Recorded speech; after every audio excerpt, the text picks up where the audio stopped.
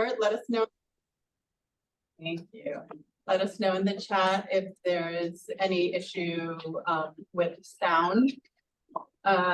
Si hay alguien que necesita interpretación en español, tenemos un intérprete aquí en Estefanía.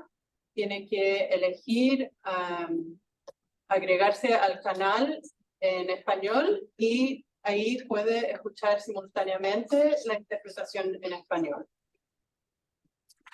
Just saying that we're offering the Spanish interpretation as well as ASL interpretation, which we'll see pinned. So let's get started. Thank you everyone for joining us. I'm going to share the screen to our agenda today is a highly anticipated SEPTA annual SEPTA meeting. I'm Cecilia Klein. Jen, do you have your camera on? My goodness. Jen, Jen and I are presidents of SEPTA. Thanks for joining. We are going to, this is the agenda for today. So we're going to do things a little differently because for the super chat this year, we received twice as many questions from our community as we have in the past. So we are going to do an abbreviated business meeting. I'll run through the highlights. And we have a special presentation from Girl Scouts troop who we will go on to in about 10 minutes. And then we're going to dive into the questions with Dr. Duran and Office of Special Education. Dr. Mann is here. Thank you all so much for joining us on this super chat. So first, we'll run through business. We have the minutes. Hopefully you can see the minutes from our last meeting. If I can, there's a motion to approve the minutes. All the information from previous and this meeting are on the links online. If you would like to access them, you should be able to see on the screen.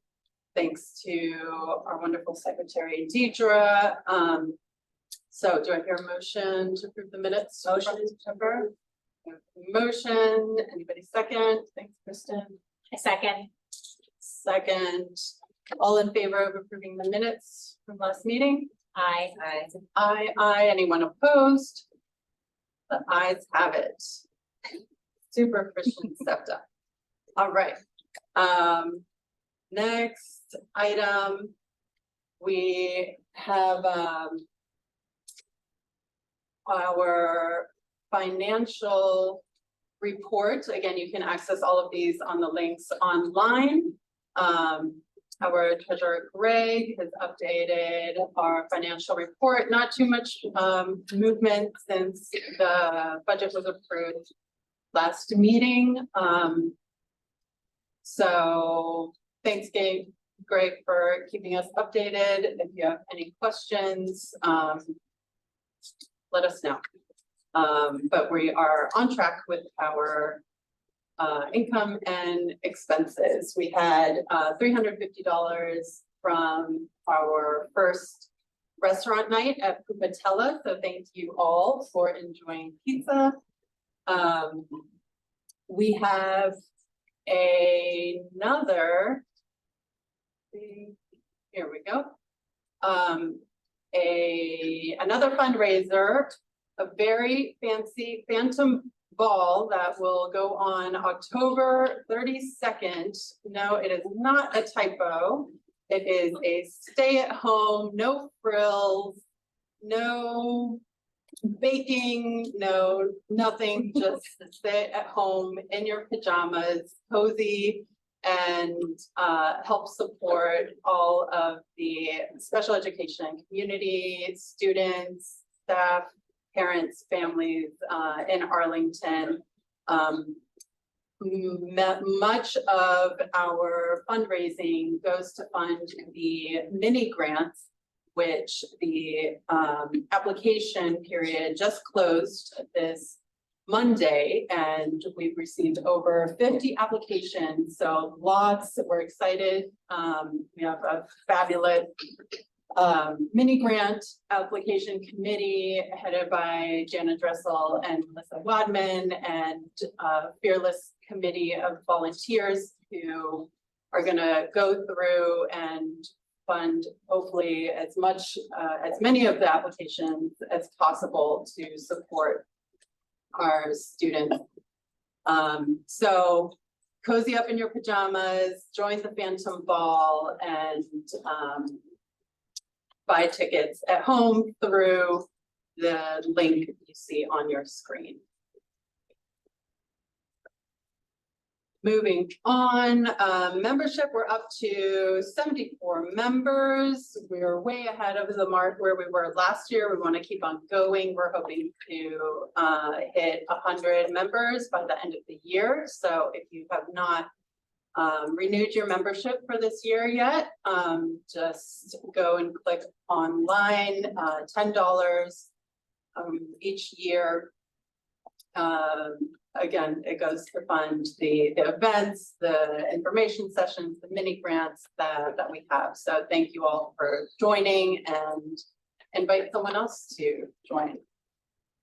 Advocacy has continued to be very busy. We've headed by Wendy Pizer, been continuing to work with APS on some concerns around infectious disease and COVID mitigation and enforcing safety and health in the schools.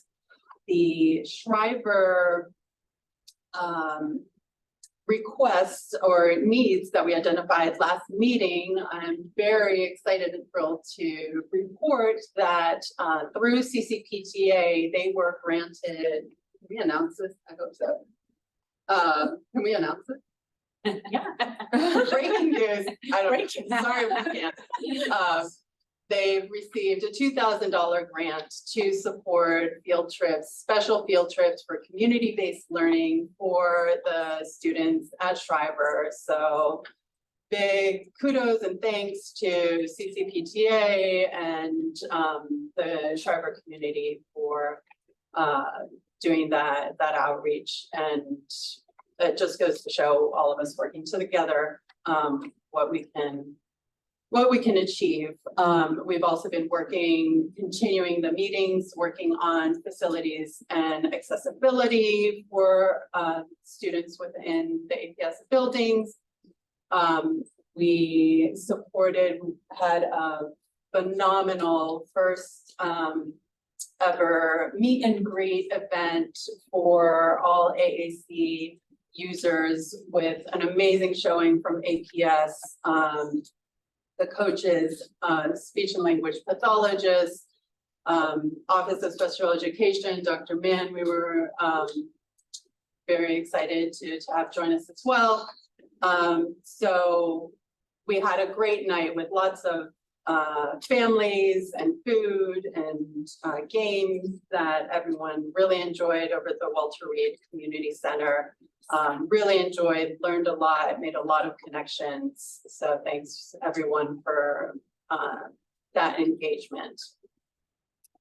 Parent liaisons, we are want to give a shout out to Gudden from Claremont, who at their multicultural night, Gudden was double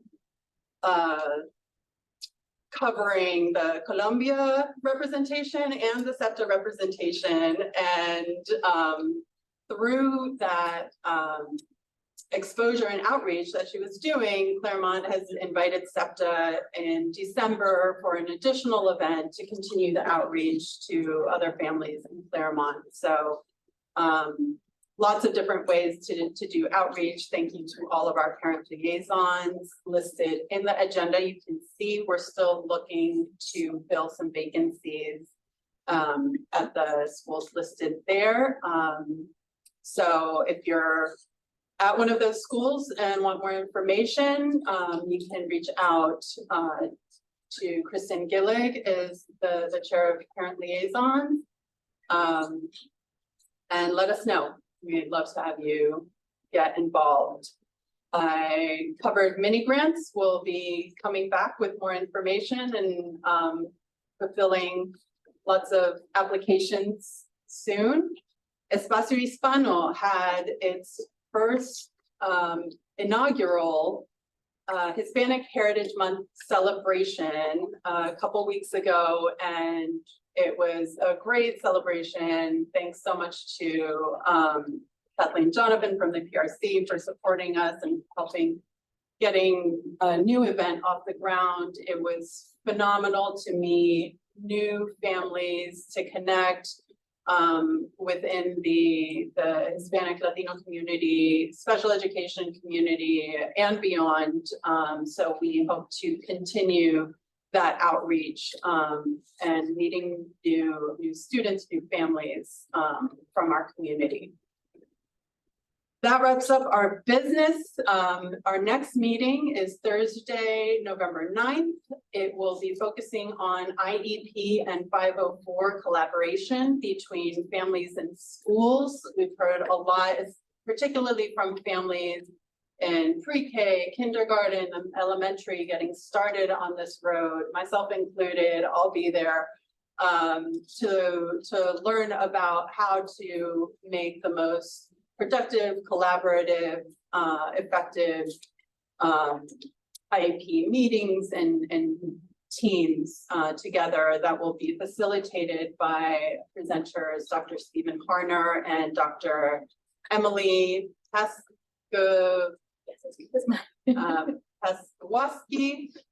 from the Child and Family Associates of Greater Washington. Please join us. That will also be hybrid at SciFax and on Zoom.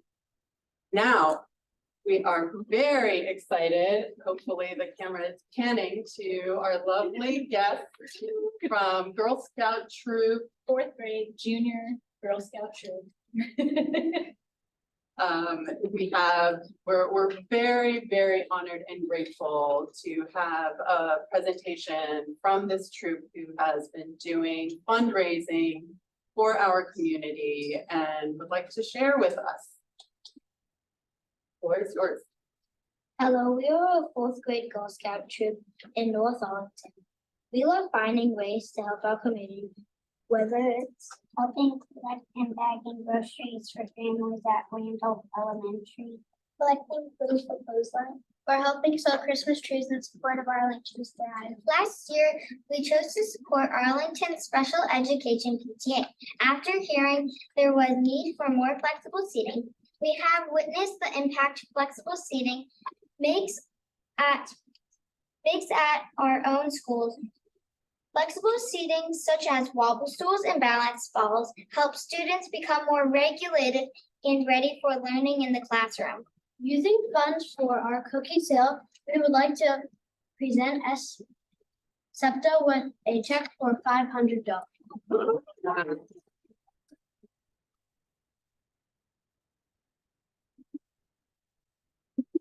Great job, girl.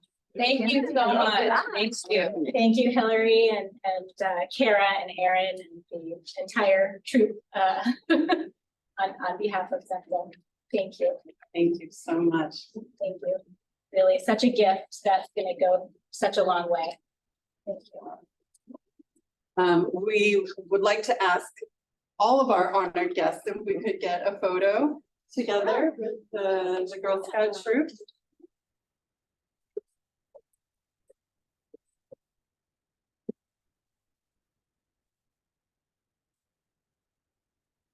Where would you like to stand? Good question. Like a backdrop. I think this is The white perfect. wall over there might be better. Yeah. Oh, that's a good idea. Turn up the lights. The white wall. There's just a light and light. There's a. There it is. Oh, right here. They got it. Wow, that's right. You too.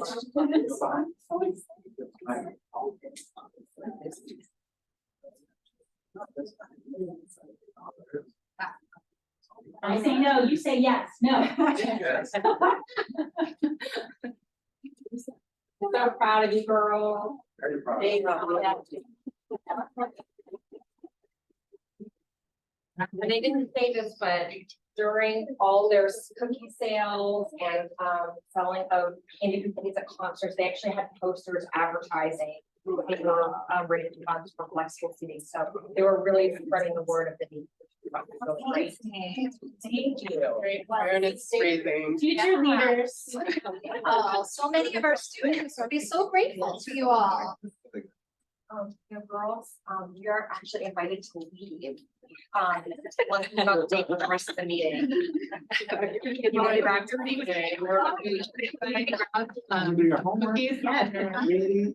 I was like, okay, it's wrapped up everything. That's right. Bedtime. For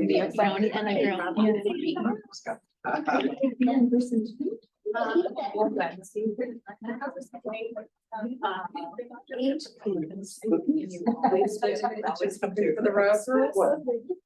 Yep. I'll go there to. You're going to take your. They're elephant ears. Everybody got one? All right. I'm good, thank you. Thank you so much. One more. Let me go back first. Thank you. Thank you, girl. Means a lot. Thank you.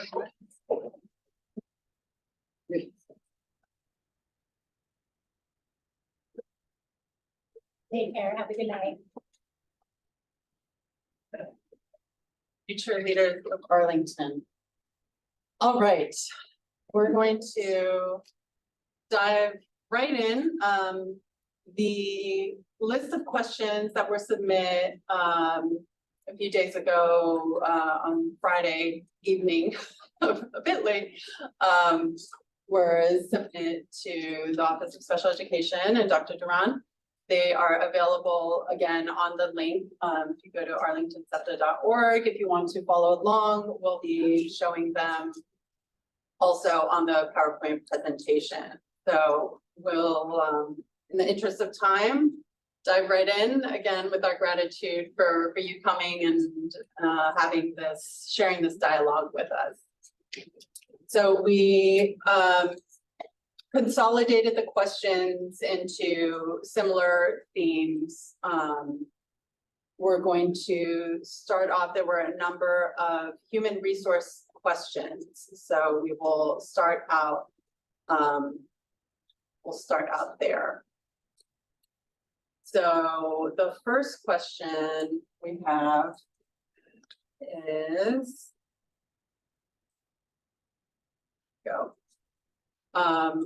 what accountability measures were have been taken for the various human resource failures, for example, of communication on health benefits changes this year from 2022, communication of pay changes to certain staff, and discrepancies in service providers hiring and compensations, for example, for speech and language pathologists, to ensure that human resources are responsibly and respectfully managed. So with each of the different items that you've asked there with regards to some measures of human resources, what we've done after each one is really tried to do an after action, understand what happened. Was it an error? If it was an error, why was that an error take place? It was an individual. In a couple of those cases, it was really an individual error. In other cases, it was policies and or procedures that needed to be changed. And in some cases, we are still working through making sure we make those changes. The big one, of course, the recent one, which is the first one, communication of health benefits change, really understanding and recognizing that there was a lack of clear communication to everyone to understand that one, the contracts were up in December, and that two, there was an RFP process taking place. At the time, that's something that should have been shared more widely. It was not shared widely with staff. It was only discussed at school board meetings, which people should not be expected to watch a school board meeting or a budget session to know that that change is coming. It should have been much more clear and it was not. So we put in processes in place, for example, how we have previously changed how we communicate when policies are changed. And we appreciate SEPTA and ASAC are often people who now give us a lot of good feedback on those policies because we widely share this policy is being changed. Here's the timeline for that, opportunity to give feedback. So we're putting in measures for types of major changes that impact employees or others, that when those types of things are occurring, we're going to follow a similar process where we widely in advance say that this is a change happening, this is coming, the timeline, the deadlines of things that are happening, and what information we could share at that time. And that is not something that has happened for many of the items that you listed here. They were communicated late or not at all. So the main thing is to really look at those. And then a couple of them are some of the compensation questions. Those are directly connected to some of our policies and or what we call PIPs, which is the policy implementation procedures. And those have to be revisited through either the school board policy change or review of that process again. So there have been in a couple of those cases reviews by those groups. Some changes have been made, others have not been made based on the review of the policy. But overall, I think it's putting in systems that were not in place for better communication. Again, I mirror what was done a couple of years ago as an analogy to the policies, because previously policies were being changed. Parents and staff and students didn't know what was happening, didn't have an opportunity to give any feedback, or if they did, they didn't know what feedback was happening. And so we spent a whole lot of time revamping that. And I think we've gotten a lot of good feedback on the transparency with that process. And we also have to be recognized and note that we don't, at the current moment, have a lot of good transparency with some of the process things you just asked me about. And so those are the changes that we're working to have systems put in place. Thank you. Also on human resources, we have special education posts continue to be disproportionately affected by staffing shortages and have some of the most hard to fill positions. This is a three-part question. First, what is APS doing to recruit and hire more special education teachers? Are you training from within? And what specifically is being done to ensure the retention of qualified staff so our students have continuity of services? So a couple of things. Definitely special education is a very hard to fill, not just in APS, but across the country. So one thing we wanted to do to make sure to get ahead of that is that we changed our hiring processes recently and timeline for being able to start hiring earlier, issuing early contracts, which we had not done previously. So as we went out, developing better partnerships with local universities, other places online, social media to gather interested applicants, expanding our pool of where that is. And then when finding someone, particularly in a hard to fill like special education or math, offering them an early contract. That helped greatly. We got many candidates who, you know, if they're interviewing with several school systems and one offers them a contract, they're gonna, even if they want to come here. So that was a big change this year, which really had major implications to why we had the least amount of vacancies of any school system in the DMV area, DC, Maryland, Virginia area. Two, another thing that we have done is to really think about how do we enhance some opportunities for other non-traditional ways to help staff get teacher certifications and to become part of teaching. And we have many passionate, whether they're internal assistants or whether there are some parents you've had, some community members, some career changers who are very interested in helping and supporting and have a background and a passion in that area. So we have joined a couple of programs, one the Richmond Teacher Residency Program, and then the iTeach Residency Program, which allow for us, there's been some time already the last few years in Virginia for a provisional license to be issued to someone who meets certain qualifications, take some online courses, and then we support with that process. These programs will go a little bit above and beyond that because they help give more support through some of the content, and they're an affordable way for people to some people may want to join teaching and be a member of a teaching profession, and it's like, we have to take 3-4 years of courses and all the expense that goes with university credits. So these are a different way to help enhance that. And those are 2 new programs that we have done. The third thing, which kind of is connected to the training from within, is our teacher, assistant to teacher program. And that is really identifying some of our assistants who have the ability of they're an assistant who has a degree, college degree, then they can be put into one of those two programs I just described. And we were talking about assistants who work in classes with students with disabilities, and they have a real knack in a relationship and an understanding of what goes on. So that's great if they have a college degree, they're able to get into one of those advanced programs. If they don't have one, then they were able to put them into a program where we assist them in getting their degree and then their certification. They're not hired as a teacher yet, but we support them through that process. And once they have that degree, then they can be provisionally licensed to do that as well. So those are two things that have really helped us in thinking about how we can think of the staffing shortage in special education. And it's shown, we still have some vacancies, but it's shown a lot of progress in meeting some of our needs up to this point, this school year in particular, which is where we saw a lot lower number of vacancies that we would have seen if it weren't for those measures that we put in place, particularly the early contract and those new enhanced ways of getting people who are very interested in teaching in hard to fill positions. Thank you. Is there anything particular you would like to mention on retention of current staff? Third part.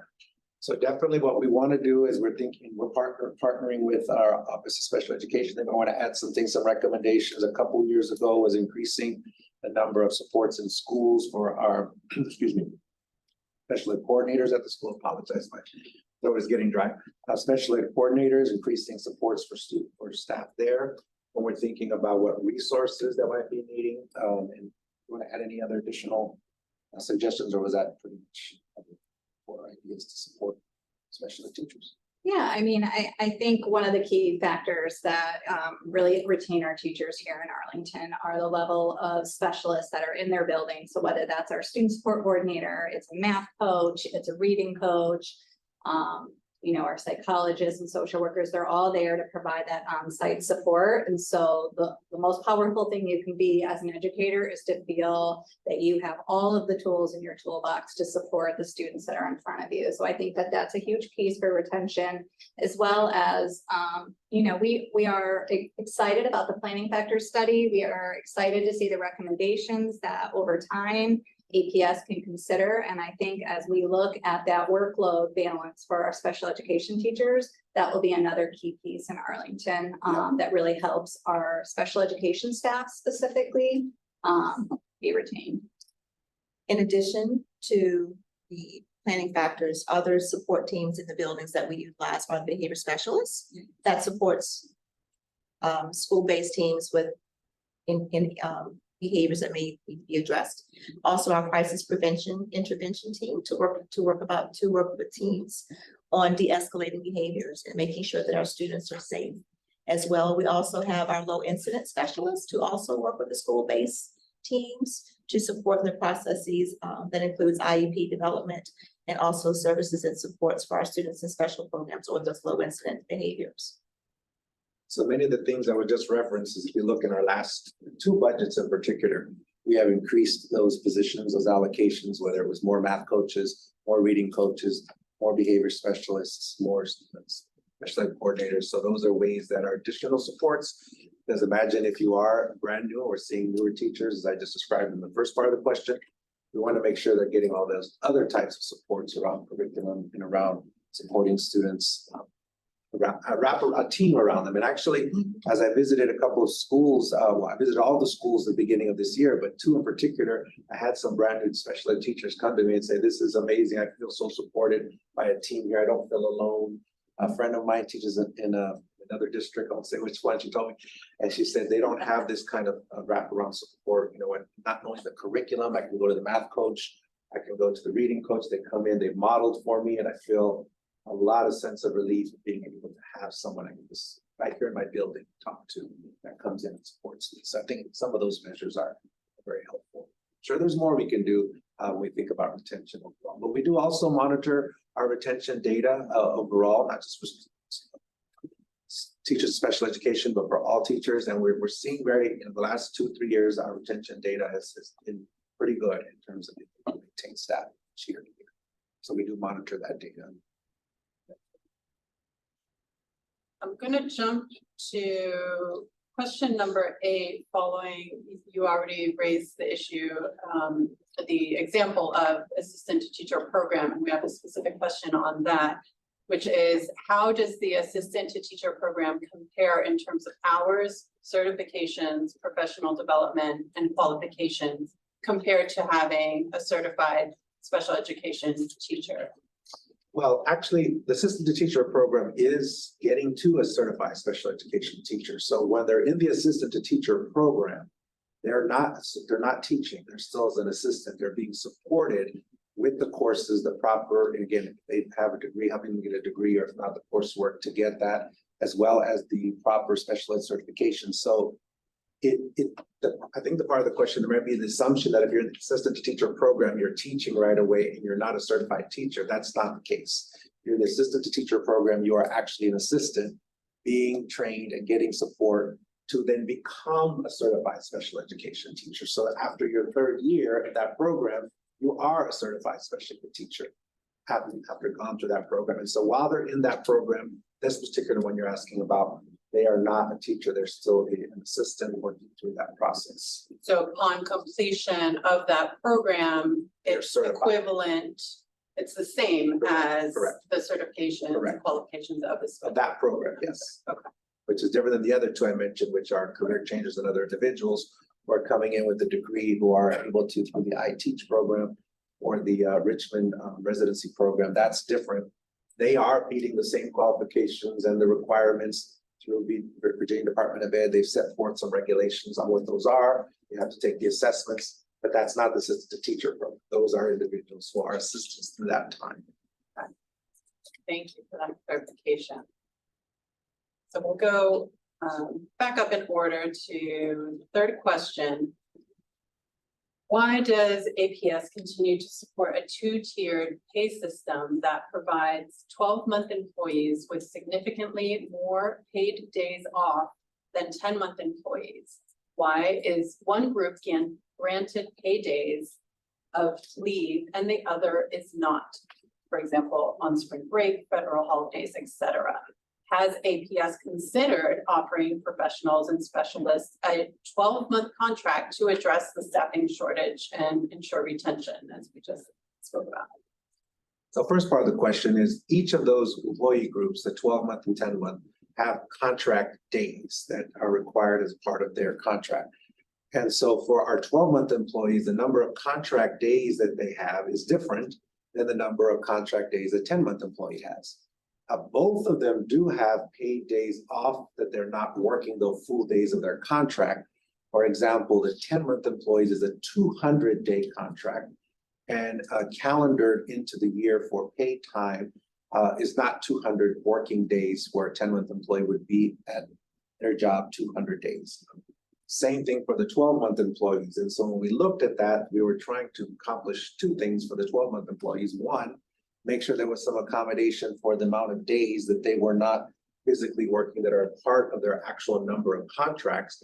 And two, it was a retention piece for us because the surrounding school systems in Northern Virginia, for the most part, some more than others, have a very, very flexible, remote, virtual opportunity for many of their 12-month employees. We do not have that at APS. We made the decision that all 12-month employees would work in person if our 10-month employees are working in person. There are a couple of days that are exceptions. For example, if we have like a prep day and all employees can work virtually, then that happens. Those are only a few times throughout the year. So as we saw the need to, one, address the fact that we have many surrounding jurisdictions where our 12-month employees could go and work remote. I mean, there's one right next to us where the majority of the central office individuals work remote, 1 day a week, maybe in person. Our central office employees work 5 days in person, do not have remote options. So trying to think about a recruitment and a retention measure was very important for us for the 12-month employees, while again, looking at the number of days. So it is not, in my view, a two-tiered pay system because they're two different contracts and they're two different issues and retention matters that need to be considered. On top of that, I will say that for the 12-month employees, they are now a bargaining unit. We have collective bargaining, and that is actually part of their contract that was collective bargaining. That's sort of on top of the reasons. Initially, it was what I described when we before we had a collective bargaining unit. It was my desire and goal to make sure that we were going to find a way to retain individuals that could easily leave. And in many of those districts get paid more in some of those positions and work up to 4 or 5 days a week remotely.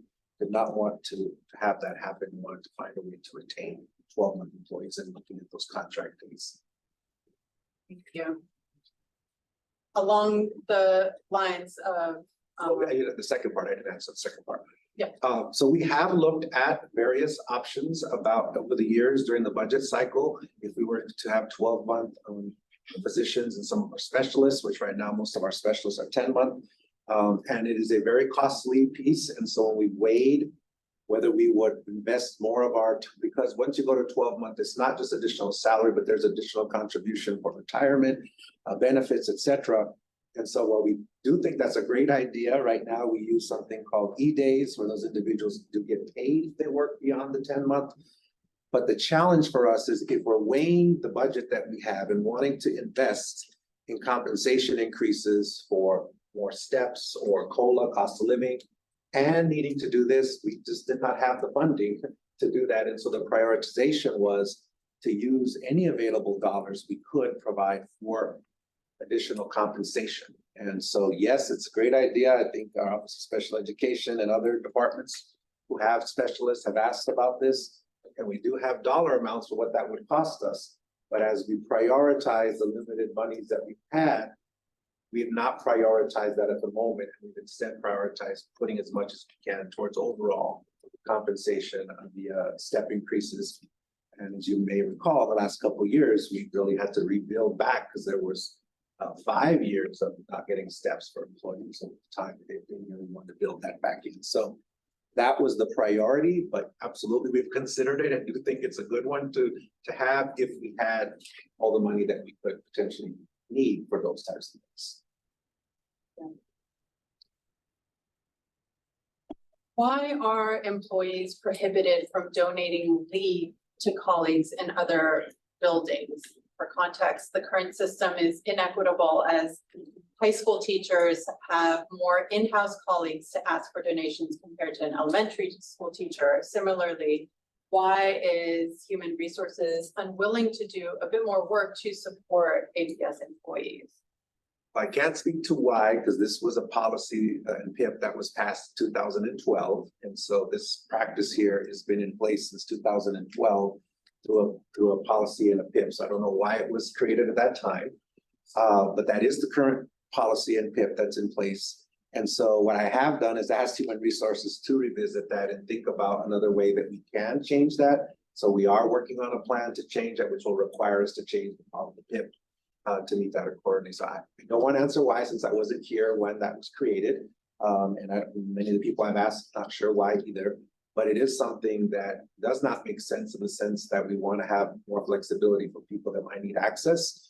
And so we really just need to go back and revisit that 2012 PIP to create more flexibility and processes for employees to have that access. Great news. Thank you. Fifth question is, how have we leveraged opportunities to enhance personnel capacity to expand support services and resources such as instructional aides, counseling, school psychologists, et cetera, to meet the needs of all students? With a follow-up, what is APS doing to provide the Office of Special Education with tools, resources, and systems to address the requests for support and resources that come directly from the special education staff? I'll ask Dr. Kruger if she can answer the first one, and maybe Dr. Van can answer the second.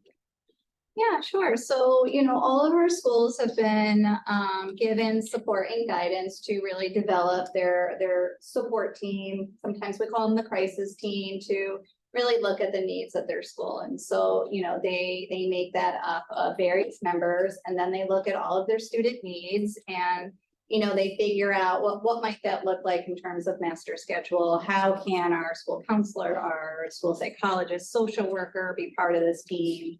How do our, instructional and special education assistants who play a critical role in supporting our students, And so they all work together and, our office feels very well supported. We almost daily collaborate with, our, student services colleagues, our colleagues in DEI, our other academic colleagues. So we're always problem solving, we're currently problem solving with our L colleagues and, some of the stuff that we're implementing. So we're always looking for that. And that's not to say that there are times where the schools might ask for additional staffing and we might not have those allocations, and then we problem solve and, we work with, of course, our chief and the cabinet to see if any of those allocations are possible, but we really work together and we have teams that create safety plans when we have,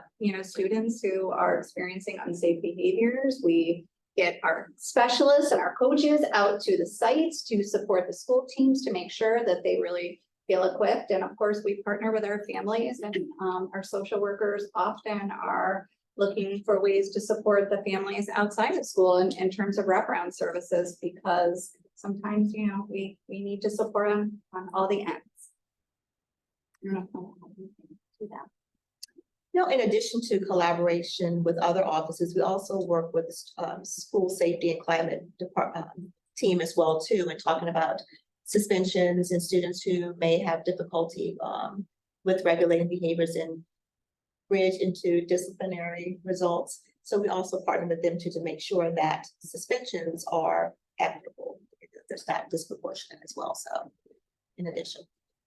And I'll just add good evening, everyone. As we think about how APS continues to support the Office of Special Education, I hope you're not looking at how many postings are in HR, but we actually have an ATSS Special Education Specialist that is new. And all last year, I kept asking Angelique was also included in these discussions with Dr. Kruger, wondering how do we also have the supports on the instructional side? Because between the two directors and the supervisors, there's a lot of people that they supervise, but how do we give them that support, which goes directly to the essence of that question? So that's newly posted. We had a position and Dr. Duran and I were talking, I said, looking across the entire Office of Academics, this is our top priorities, providing this resource to our special ed office. And then also, both of our directors have asked that as we have any funding left over for summer school, that we also look at resources for ESY. And so as we think about planning for summer school, this will be part of our presentation on I think it's the 9th to the school board as an update.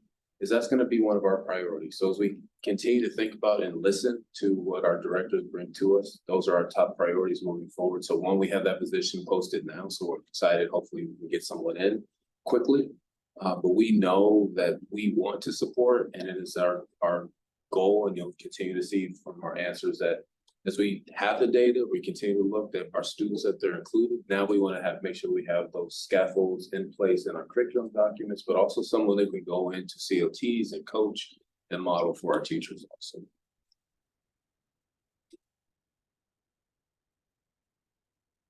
The next question is, what is APS doing to improve the professional development and personal wellness needs for staff to serve our most systemically marginalized populations effectively?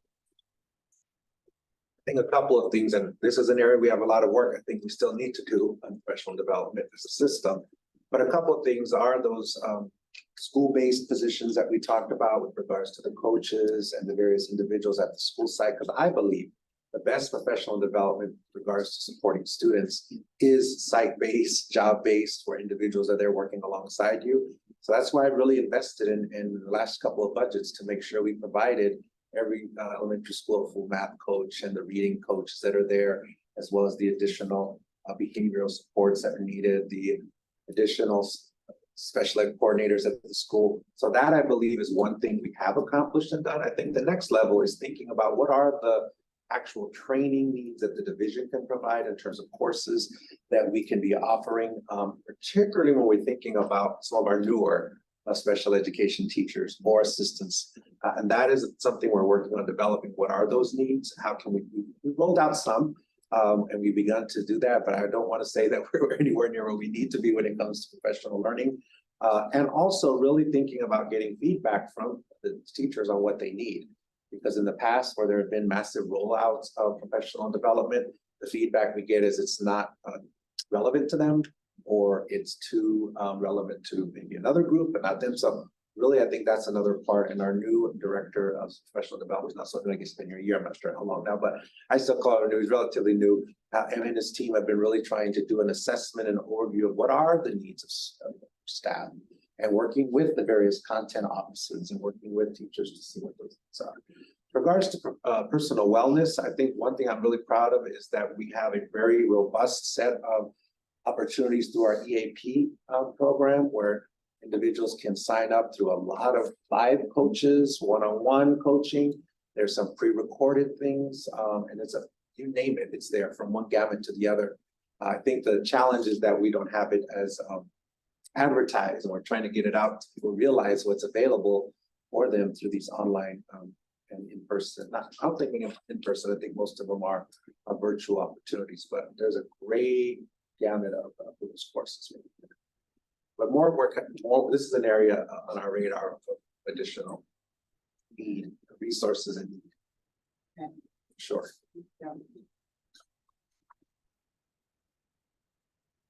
Next question.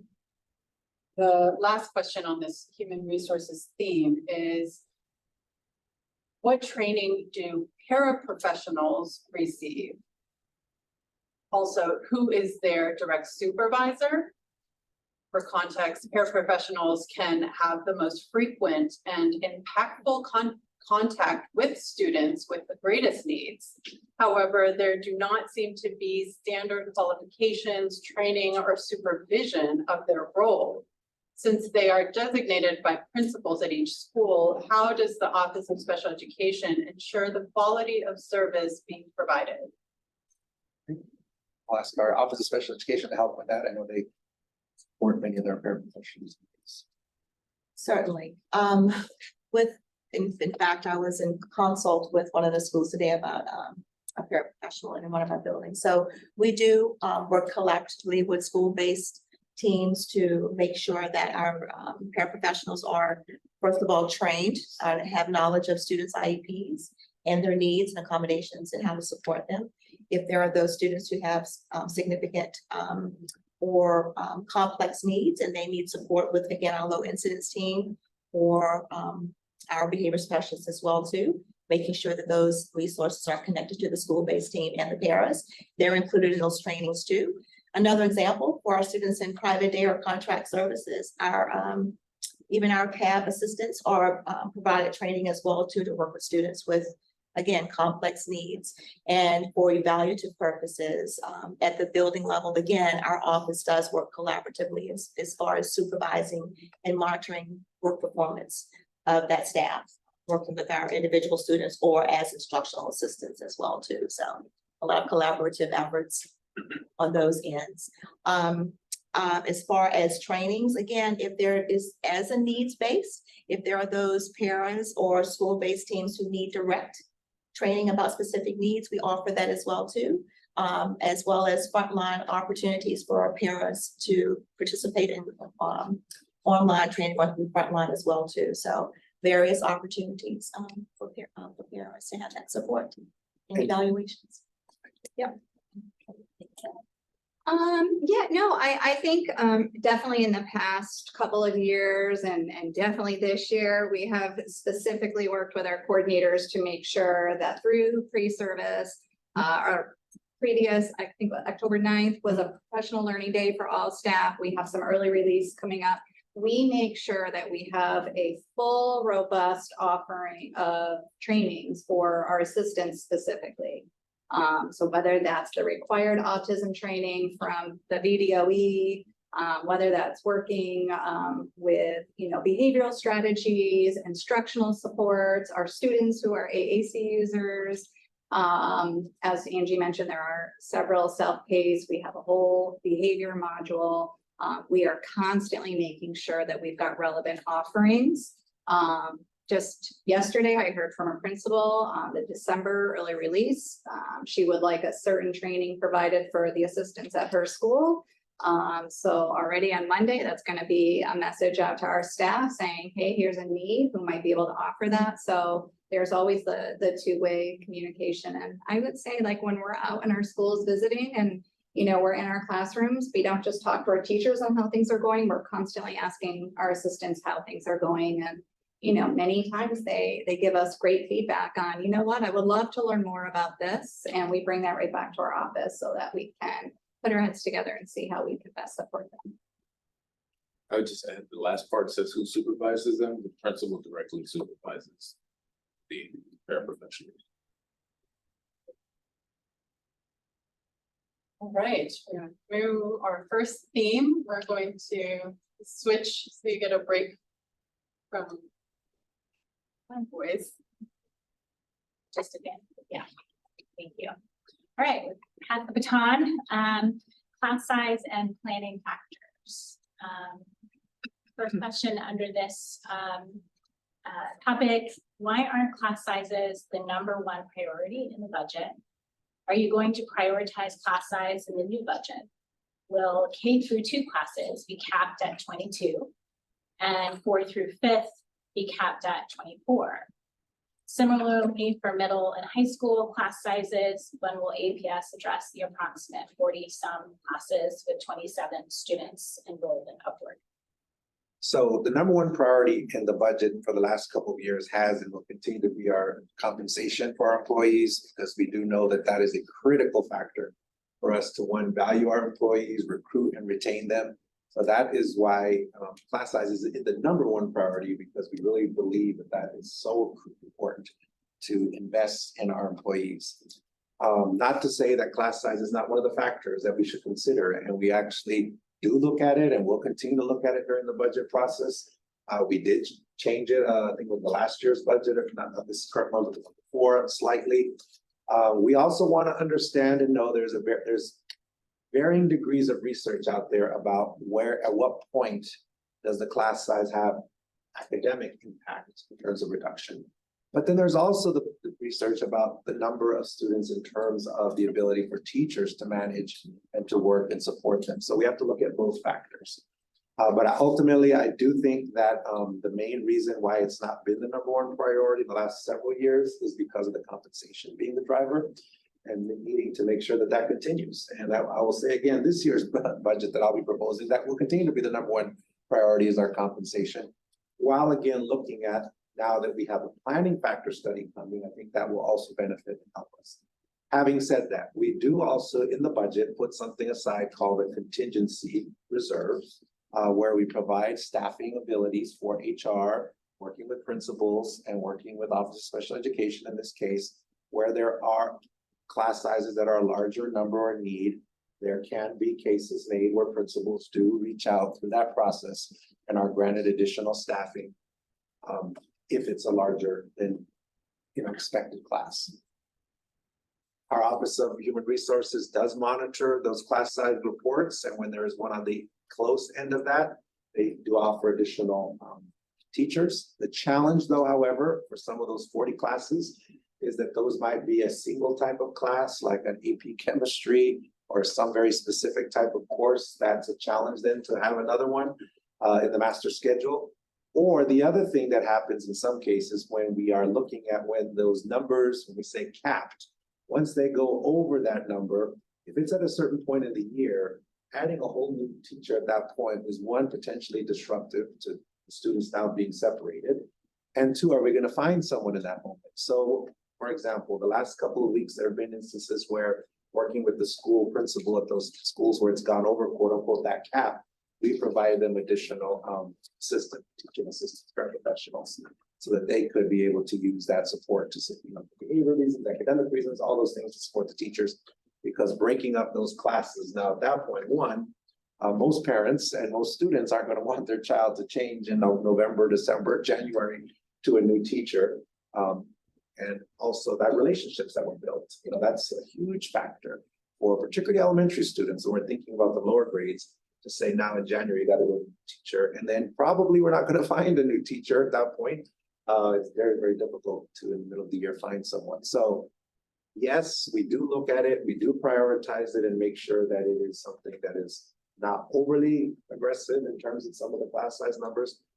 And then in some cases, it's just the reality of a very specific course that we see that a lot at our high schools and our middle schools, but mostly high schools, where there is a course that really is a challenge to lower the class size because there's not ability to make another section for that one very unique course. But it is something that's always on our radar, and I think we have to consider.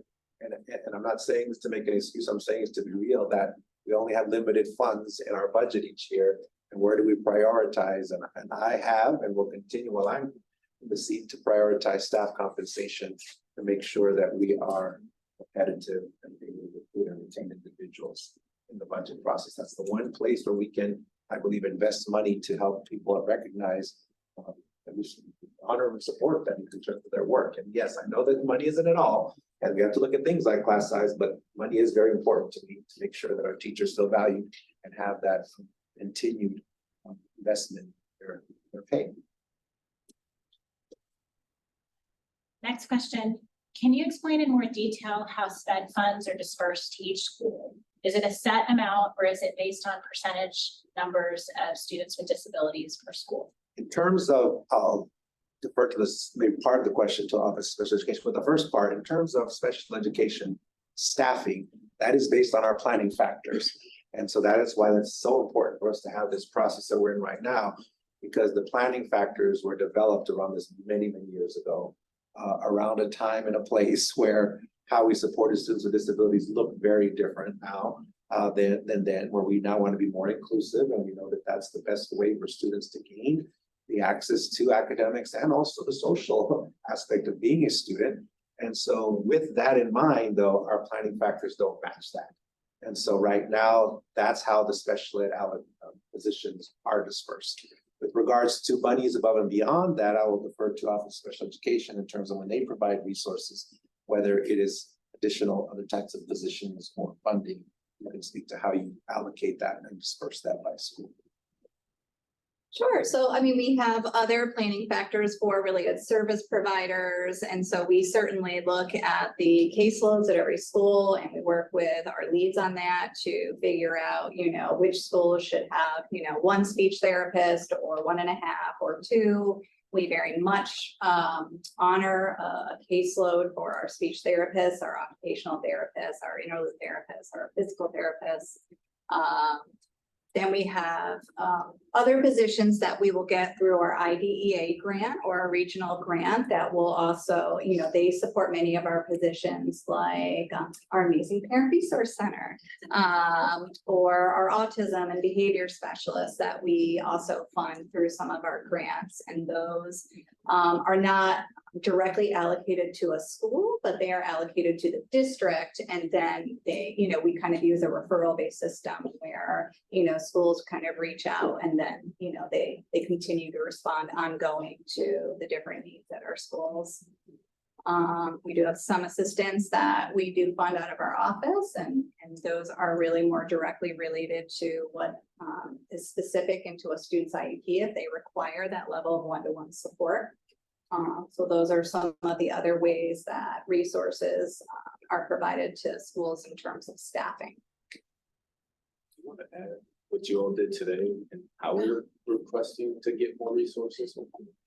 Sure, yeah. So Angelique and I had a really first time opportunity. Thank you, Dr. Duran, for putting us in touch Thank you for your leadership. Be on Capitol Hill today. So we have some legislation going forward. A bill is being brought forward for Congress to fully fund IDEA. And so, since the inception in 1975, the original agreement was that Congress would fund 40% of IDEA. And that's it. We're at about 13%. So, just to put it in perspective to, and this was a little bit eye-opening for me when I crunched the numbers. This current year, we got about $6 million in our IDEA funds, and that was like amazing. Okay, of course we'll take that money. But if we were to be funded at 40% based on our December 1 count, we would be bringing in $16 million. That additional $10 million give or take, is like 90 to 100 positions, if they were all to be used for positions. So when I think about the impact that could have for our students, I could spend all day dreaming about how amazing that could be. I can just think about how supported our teachers and our assistants would feel. I think about how lucky we are in Arlington that our operating budget will offset that downfall that we don't get from Congress. And we are so lucky here in Arlington that, you know, we do that. But then I think about, well, what could that mean for our operating budget when we think in terms of the mental health needs of our students, the substance abuse that some of our students are going and you know, like the number of additional social workers and substance abuse counselors that we could have to support our students. So, you know, we won't go on and on, but we advocated for that. We had a room full of staffers that we were trying to convince. There was a panel of various roles. And so we're, you know, hoping and praying that they go back and convince their people that they represent to, you know, support that bill, to go all the way. So anyways, that, you know, how that could change things would be amazing.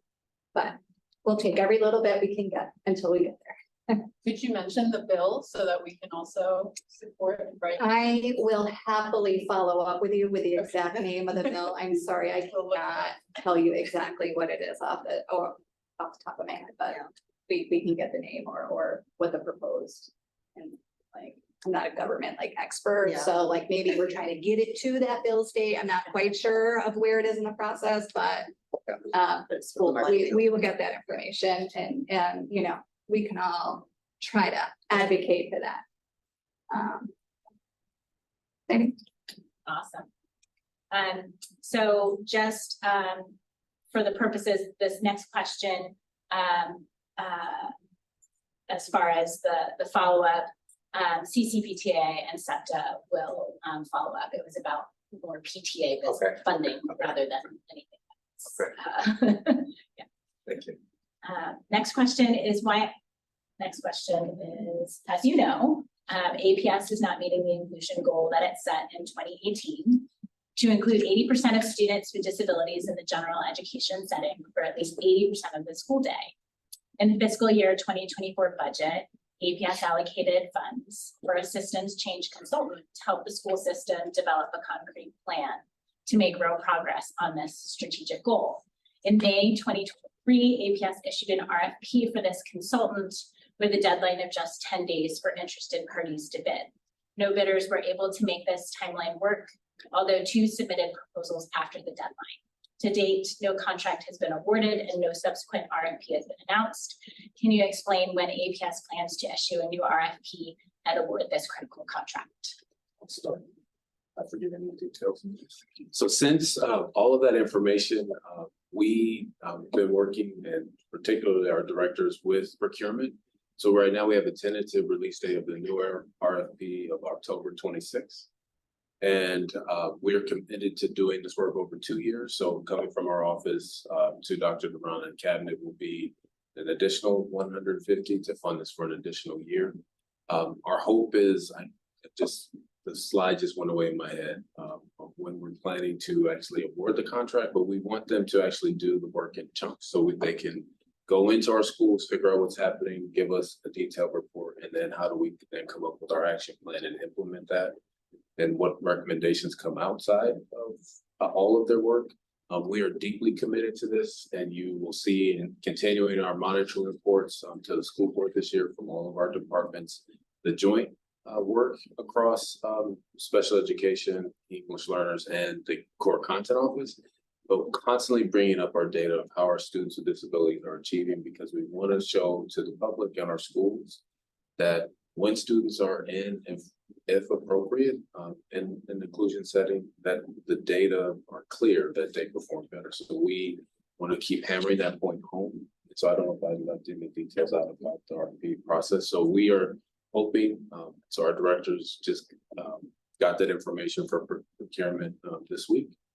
So hoping that it hits the street on the 26th.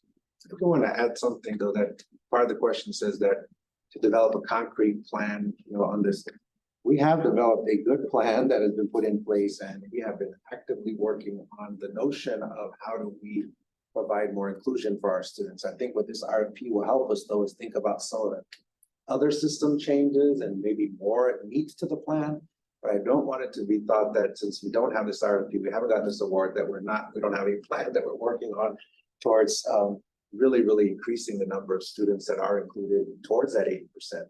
We've been very intentional. I thank our Office of Special Education directors going back to last spring where they brought data to our principal meetings to talk about each school where they were, had small group discussions with principals, individual consultations with principals, thinking about master scheduling, thinking about other needs for resources as they prepared for this year. And now constantly that data being reused and reorganized and put forth in all kinds of ways for schools to be really aware of what their data is and progress towards that data, all the way to the point that last school board meeting I released and we publicly posted how our school division was doing with regards to that and some of the data that showed when students were included at a greater rate, their performance on SOL. I know SOL is not everything, but it was one measure. And we're working right now to also have the ability to post publicly each school what their inclusion rate is for students. And so that also is a measure of transparency, but also accountability and also a focus to say, what monitors gets done and making sure we're all talking about that in a way. Again, there's a lot more that I'm sure, and I'm excited that this, whoever wins this award will bring us, but I don't want it to be thought that because we don't have an award, we haven't been focusing on this. Because it is an area that we still need to improve on, but a lot has been done by our two directors and their leadership working with principals on this. And we've seen the needle move in many schools because of their work that they've recently doing. So I forgot anything about, you want to add to that, but you've done a phenomenal job. I say it all the time. It's their sense of urgency, their passion, their dedication, their support has gone a long way recent times about these changes. Sure. As far as another part in this question was how long the RSP was open for. Initially it was 10 days. Would it be open when It'll be open longer than 10 days. We've had many conversations and they've had more than I have with procurement. It will be open for more than 10 days. To make sure that we get candidates in and we can actually go through the process and hopefully get someone to bid. We can get the work done. Thank you for that answer. Next question, what is APS doing to hire more subs? And then a sub question, will APS increase sub pay, especially if they're long-term subs? How is APS managing the conditions, the allocation of subs, the organization of sub placement at the central level? And additionally, why can't retired teachers come back to teaching part-time immediately, given that there is a sub shortage? Can the outdated HR policy be revised or eliminated so that our kids have teachers? So a couple of things to hire more subs. We have increased the office that in HR that focuses on subs to make sure it's staffed well. That helped quite a bit because we did have a backlog in people that were applying. Since this year, that has had a positive impact because we've had over 52 hires since the beginning of the year of substitutes. That has been great. We did increase the sub pay as part of last year's budget. And so that has also helped in terms of hourly rates at both the long-term and the day-to-day rates. And I think even from some of the new hires that have gone on board, they said that has been attractive to them. We probably need to continue to look at the pay, and we will do that in the next budget to make sure we're being competitive with that. In terms of another thing we did to provide more support, we have something called a site-based sub. That's someone that's there all the time. They're assigned to the school every day. They show up every day. We increased the number of those for our schools. So our larger schools can have even 4 or 5, our smaller schools have 2. And these are individuals that get to know the school, they get to know the community, they get to know the teachers. And so if someone calls out, then they're there. And if not, then there's other sports to help with. So we did it this year. We increased the number of those site subs that are there every day. In terms of why can't retired teachers come back to teaching part-time immediately, I would have to unpack that a little bit more. The only thing I could assume there is there's some requirements about when they retire, and this is a VDOE rule, how long they have to stay out before they come back. I don't know if that's what the question is implying about. And that would be something we can't change with regards to the requirement from the VRS, which is the Virginia Retirement System, and what rules are in place from how long you have to stay out. Maybe that's the part that I'm not sure what the issue is on that. That's the one I do know of. And so there have been some revisions through VRS, through the General Assembly, through Virginia Department of Ed, where they're looked at shortages, and they've been making a couple of revisions to that to allow some flexibility. But I don't know for certain what more needs to be done there. I can follow up looking more at that one, but that's probably likely what that's about, is someone who has to stay away for a while before they can come back. You can't just retire and then right away come back to work. Assuming that's what that's about. Yeah.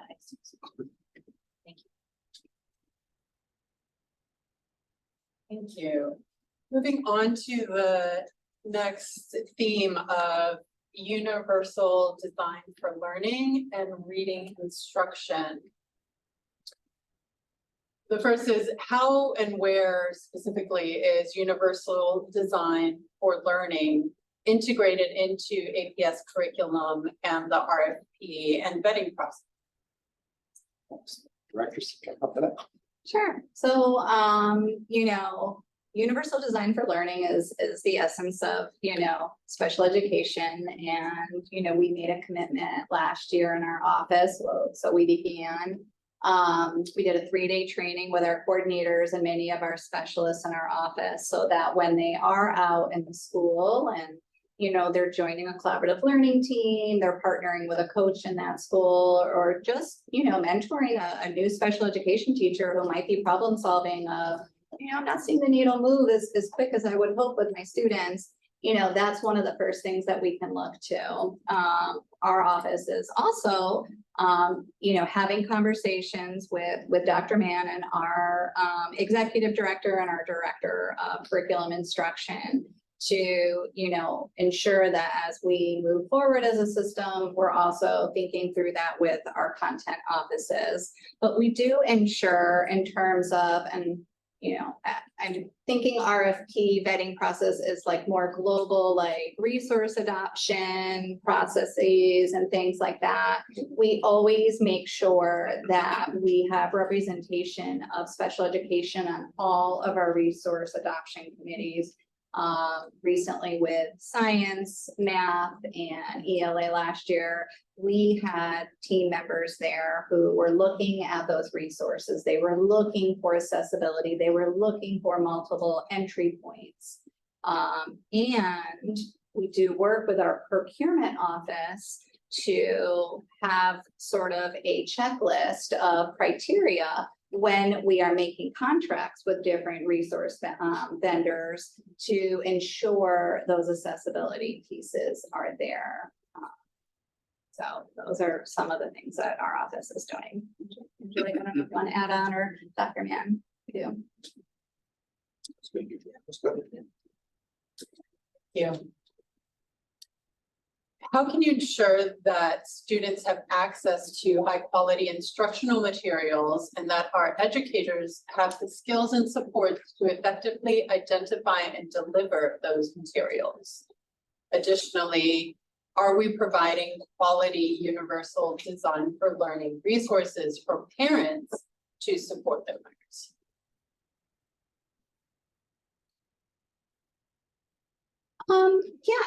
So we spoke a little bit just now on this. And then as we're partnering with our content offices, when those new resources are adopted, we always ensure that when we are designing all of the training opportunities for our teachers, that our special education teachers are part of that 100%, because they're going to be using those materials just along like we will with health teachers to make sure they're part of that. And we often will set up additional trainings that will go deeper for our special education teachers, because we do know that sometimes there will be an additional need for modifications or supplements to that.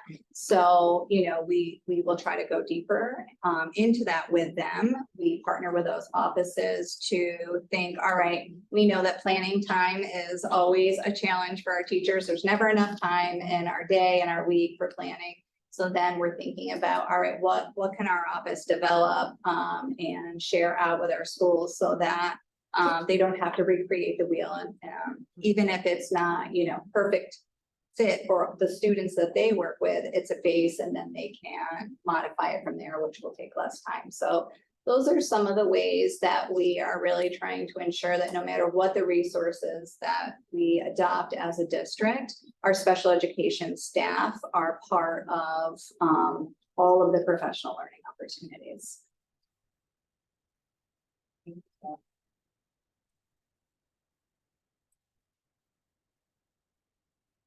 What is the expected time frame for rollout of secondary reading and writing strategies for students who lack exposure to the science of reading in early elementary, plus pandemic-related learning loss? For context from ACTL, APS has developed new strategies and is utilizing new resources that provide foundational reading instruction while ensuring access to grade level content in other subjects so that students can continue to progress while working on literacy skills. They've also adopted a new writing curriculum and providing materials to teachers so that extensions are available for advanced learners and supports are provided for learners who need additional help. All right, so yes, my first hour with Dr. Duran last year, the first words out of his mouth after hello and welcome to Arlington were secondary literacy. So this year, secondary literacy and writing have begun. And so our director of, she's not a director, our supervisor of secondary literacy, Sarah Cruz, has began that work. So we had a literacy summit this summer that kicked it off. We have training happening. We have actually our middle and high schools have actually developed literacy teams, and we're going through this fire training. We've also implemented a new NWA MAP assessment for 6th through 9th graders, but also if you're in 10th, 11th, and 12th grade and you have an IEP with reading goals in it, you'd be tested, or you're in an intervention, you'll be also tested. And that's a way for us to identify those students who we may have missed. And so then also we've updated our new interventions at middle school and high school. And so really working on multisyllabic words, and all of these resources are aligned to the science of reading. And we've also been working with our online tutoring company, a paper that our 6th through 12th grade students have where they can actually submit the piece of writing and get annotated feedback. And we also are making, this is a top priority for us to make sure that you can only get better at writing if you write. And so what do those units look like?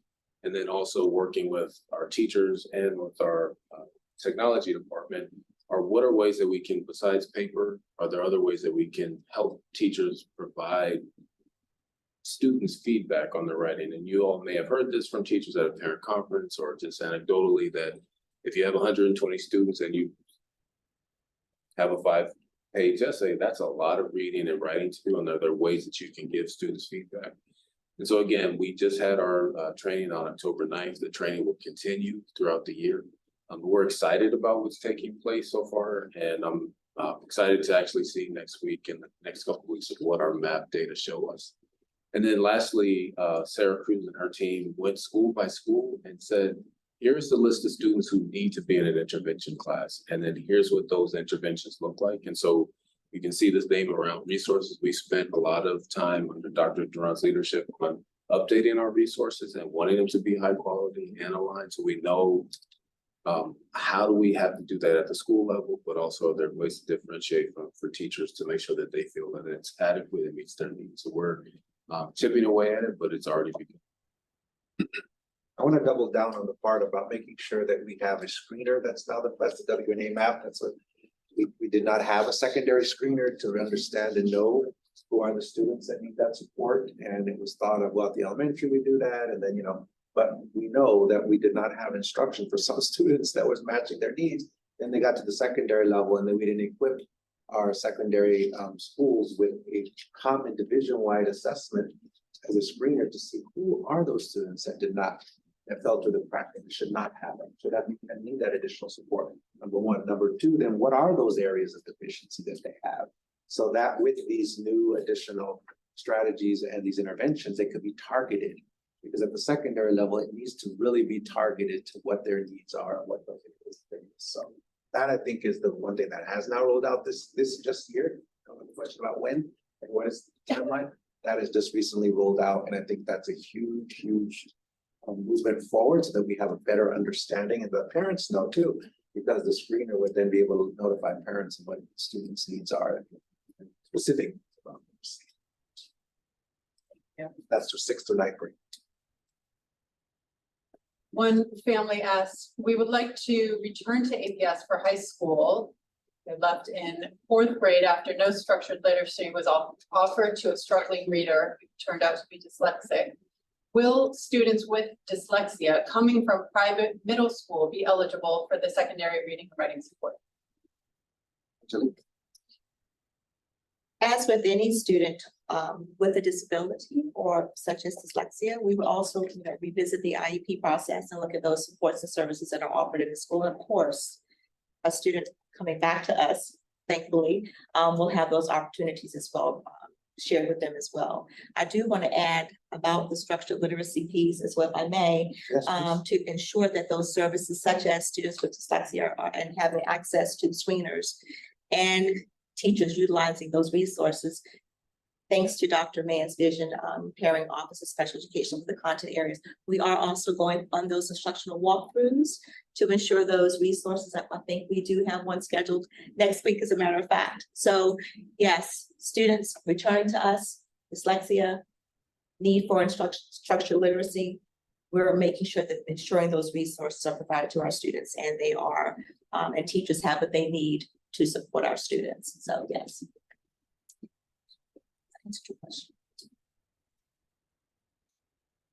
Also on structured literacy, one family says, thank you for being a structured literacy science of reading champion and changing how we teach kids to read in APS. My dyslexic child is in 8th grade. You've shared in your weekly updates while we continue to strengthen elementary literacy. A major focus this year is ensuring every middle and high school student is reaching their goals by receiving structured literacy intervention when needed. The English Language Arts Advisory Team shared there are new assessments, screeners, and tools at the secondary level. I haven't heard anything about these changes from my school, and we're almost at the end of the 1st quarter. When should I expect to find out specific dates and plans for rollout for my 8th grader? Who at the school should have this information? Can APS hold a system-wide secondary level reading rollout information session about what changes parents should look for from their schools and by when? So that's a great idea on the system-wide. Sarah Cruz just did 2 weeks ago, and others from special education and other areas joined her, but she did an update essentially answering most of those questions for ACTL. So right now at the school level, you could contact the middle school reading teacher. They would have that information, but soon these data will be uploaded into ParentView because we didn't release any information until the testing window closed, and then also verifying the data are correct. And so that should be coming into ParentView soon. But the person at the school that I would recommend you contact is the MSRT at your middle school, but we will definitely get with Ms. Cruz and her team to actually hope that that's a great idea so people can hear from them. Because there's a lot of work happening. We want to make sure that people do understand what's happening. Are there any dates, just to hone in on that part of the question? We can get back to you on the specific date when it'll be uploaded in there.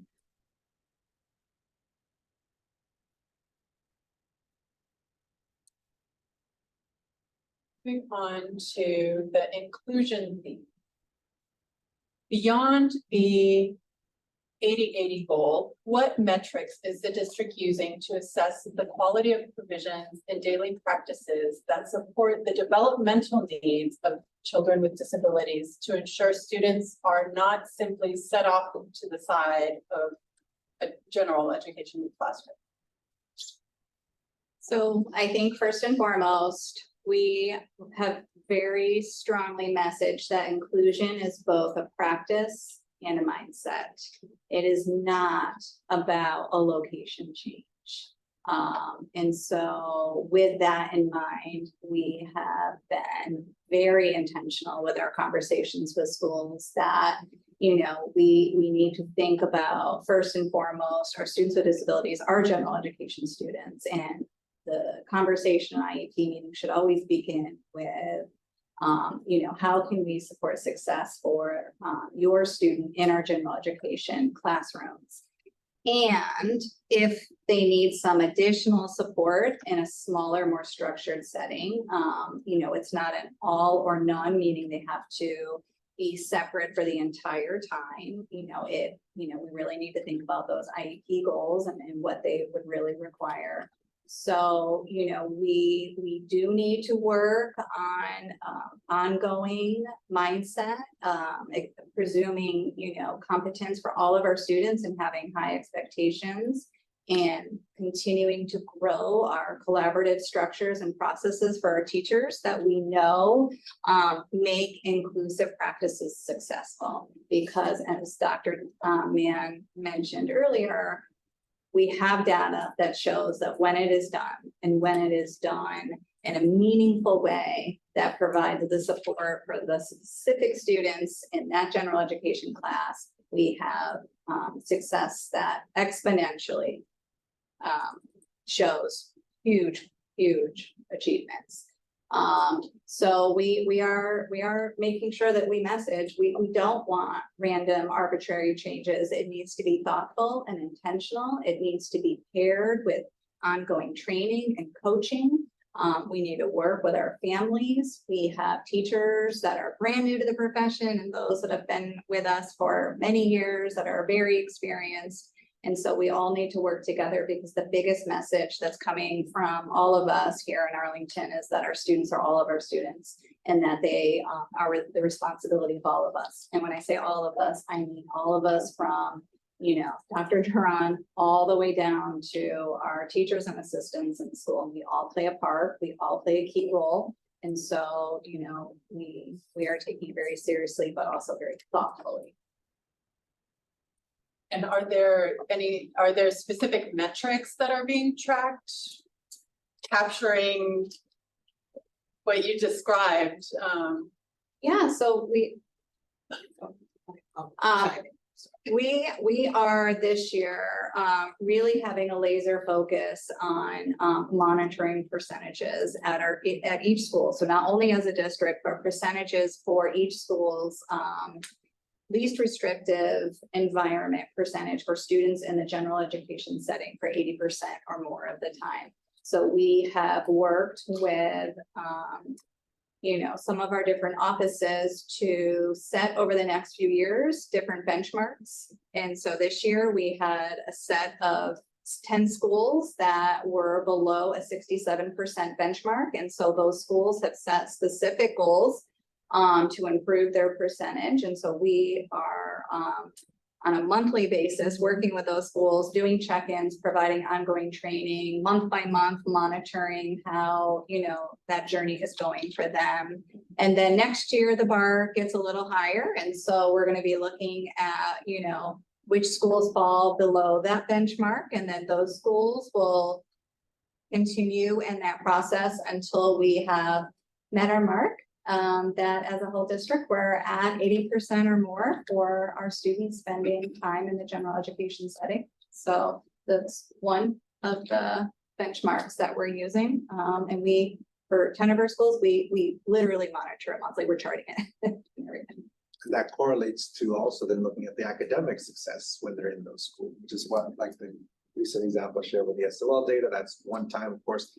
But it's, as Dr. Krug has said, and Ms. Close has said many times, it's not just that those numbers are increased and that they're in there, what's happening with regards to some of the formative assessments, the assessments the students are getting, are we seeing some improvement in those academic metrics with regards to those assessments? Because just being in the room and not having any view of what's happening on those academic metrics would not be our goal.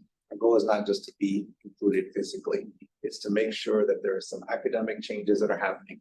And so the most recent one, again, that we did that analysis on with SOL, and then we continue to find other ways, some of the other academic metrics that we're seeing overall that we do monitor. Now it's monitoring it in correlation to if they're included or if they're not included at that level. If I may add on to the comments about the monitoring of student schools with the action plan. And that this might lead into the next question that we're going to talk about is the barriers. In those conversations while visiting our targeted schools, we do ask, what are some barriers or what are some challenges that we can help alleviate to help with the inclusive practice model? Some of it does include growth mindset. And making sure that those IEP teams are having robust conversations about students and their needs, looking at data, having those anecdotal conversations with teachers and talking about ways to support students as we move into the least restrictive environment. Some of those barriers also include the master schedule at the secondary level. Some of them also include planning time for co-teaching opportunities with teachers and SPED teachers, as well as the teachers and their paraprofessionals. So there are a lot of barriers that we have to find workarounds to address. So I think that answers the next question that we're leading into. So, which has been also helpful in helping schools and teams work through some of those barriers. And I will say that some of the conversations, the admin, they are being creative and having to work around those barriers. And we convey the questions that we receive are exactly as they're received on the form. So to follow up on the question 19, which is what's getting in the way of APS achieving its goal for inclusion of students with disabilities. The person who posed the question did pose the emphasis. What are you as the superintendent doing to remedy this? And have you publicly stated to all schools that it is your expectation that all schools will include students with disabilities in general education classrooms?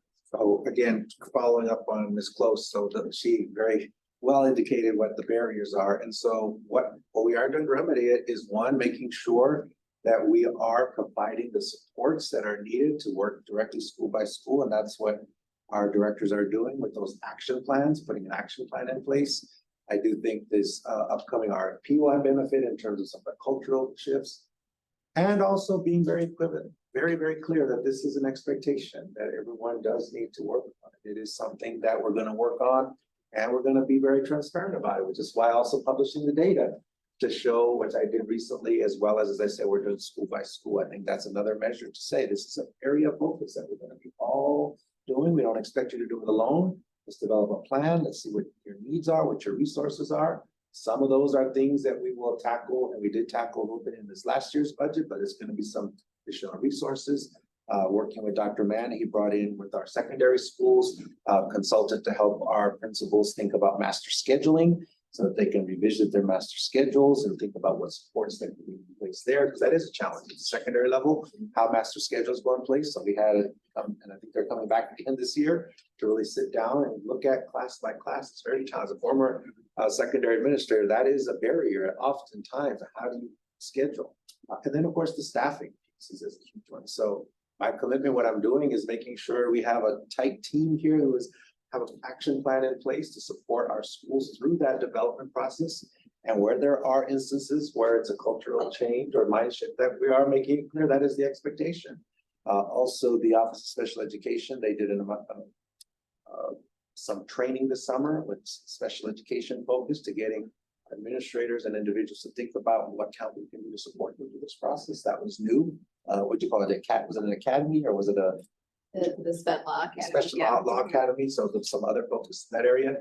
And then finally, yes, very, very clear. I've publicly stated to everyone, most recently at the last board meeting, that this is an area that is an expectation. Not only just because it's an expectation, it's not something that we just say, this is what you should do.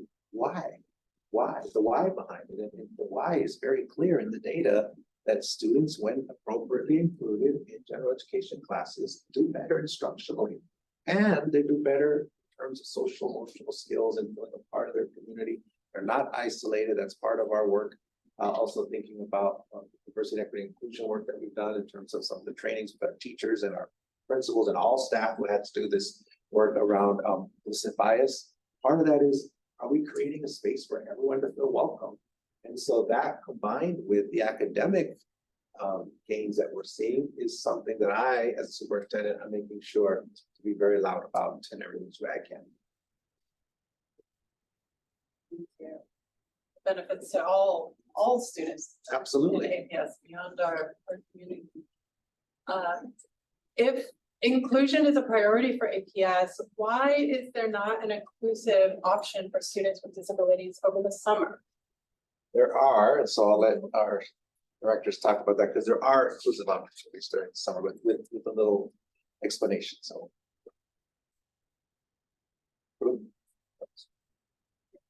So we always ensure that, for our summer learning opportunities, that our students with disabilities are always part of that. While the focus of our summer learning might slightly differ from year to year, this past one, we had an amazing focus on kind of an engineering STEM approach for K-8. A good number of our students who attended that were students with disabilities. I think the caveat for our community to understand is that our technically our IEPs for our students, the last day of their service would be the last day of school. And then their first day of service picks back up the first day of the next year, unless that student has critical life skills that are identified in their IEP and the IEP team has determined that they require an extended school year. And then in that case, they would absolutely continue to get their services for those critical life skills during that summer learning time. What we do, and we've made this commitment as a district for at least as long as I've been here, so it's a long time, is that we ensure that for any of our students with disabilities that do attend any summer learning and they don't have ESY, we make sure that we have special education teachers and coordinators who do work at our sites. They print off the accommodation page for every single student that is in that building during summer. And they make sure that all of our summer teachers have a copy of the students' accommodations so that they are aware of what accommodations they need. And we make sure that even though we're not directly providing specially designed instruction services, that we have special education teachers on site to help, because we know that from time to time, they're gonna need a little assistance with this project, or the teacher might just need an extra pair of hands. So for as long as I can remember, we did that this summer as well. So those are some of the things about summer. I don't know if I want to add anything to that. And what is APS doing to support general education teachers? You mentioned already over the summer, but throughout the school year in implementing 504 programs, knowing that they have to teach to all ability levels with up to 24 to 30 children. Well, similarly to the IEP, the 504 plans are disseminated to school staff. Typically, the counselor or director of counseling services, or could be another administrator, would oversee that the implementation of those 504s are given to students. The general education staff working with students with 504s and also making sure they have a thorough review of those 504 plans and its implementations in the classroom. So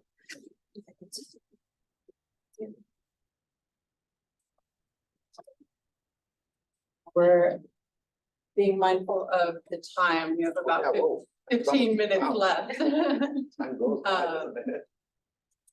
Unless it's already 30.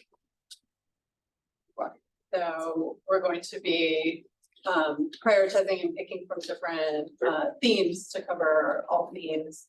But we'll get to this next inclusion question on what training is provided to all teachers in the classrooms, general education, special education, math and reading specialists, science, etc., to provide them with the tools to assess and create accommodations that support the individual needs of children with disabilities and their access to the curriculum. Yeah, so, we have expectations and protocols in place that we require actually every single teacher to initially during pre-service week, actually physically sign off that they have read and reviewed all IEPs and or 504 plans for any students that they will be working with. So that not only includes classroom teachers, that includes elective teachers, special area teachers, other specialists, that are working in the building. And then that obviously as the year goes on and new IEPs are developed or new 504 plans, that's an ongoing process. And then we are really proud of our work within the academics of the tight collaboration that we continue to do with the various content offices so that during our collaborative learning time, we acronym of CLT, our math coaches, our reading coaches, any other coaches that are working with the teams, that's part of the whole expectation. That's part of the whole unit mapping and the unpacking of our standards, the analysis of assessment data, the development of our assessments is taking into account all those various accommodation needs, modifications that might be needed, the scaffolds that some of our students require, and not that everyone was watching, but just in case you did, you might have noticed, and you will continue to notice that as our content offices are providing updates to our school board and our community on the work that they are doing, you will also see the special education team, the English learner team up there because we want everyone to know that we do not work in silos. We are working together, and when they have their department meetings or their lead teacher meetings, they too are messaging those very same things about those expectations. So, those are some of the things that we are really trying to make sure are tight the process is done. Yeah, that was a big change. I'm glad you mentioned it. That was very important to us as a team, is that in the past, content officers have got up to report out how they've been doing, and they do math, science, reading. And special ed gets up separately and EL gets up separately at different times of the year. And so big change this year is, no, we're not going to be separate. We're going to math. When they talk about math, how is math happening? What's working for English learners? Literacy gets up, let's talk about all students.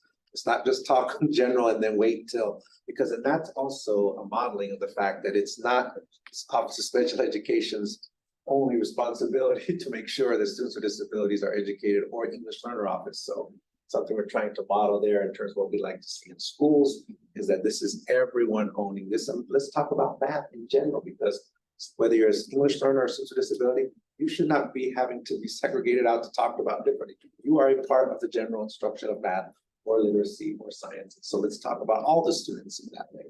And so that's a big change that I hope people realize, and thinking under the topic here of inclusion, that is a really intentional piece of why that's done that way now, to shift the mindset, as we talked about several times, everyone up here, shift the mindset. That's one way to do that, starting things like a presentation to the school board of the public. The next question asks about what can school administrators do to get more adult supervision at the middle schools during less structured times, such as lunch, recess, and gym. The person gives the example of their child experiencing bullying due to the lack of supervision. I'll also add on question 29, which asks if there is a plan to have recess for middle school due to the positive mental health benefits of recess. So for the first part, really that the school administrator should work closely with the Office of School Support. There are some discretionary funds that could be used to hire hourly individuals if there's requests that are made in that way. Obviously, that's the funding. The challenge, of course, is then hiring those individuals. So it's not as simple as saying, oh, wait, there's resources. But I do think that if there are needs, I know of one middle school that has been working with Ms. Graves' team to get some additional resources for funding. That did happen.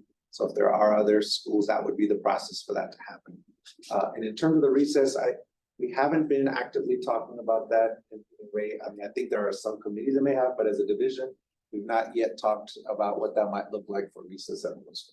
So maybe that could be a topic we would bring in, but it's not been currently one that we've been looking at.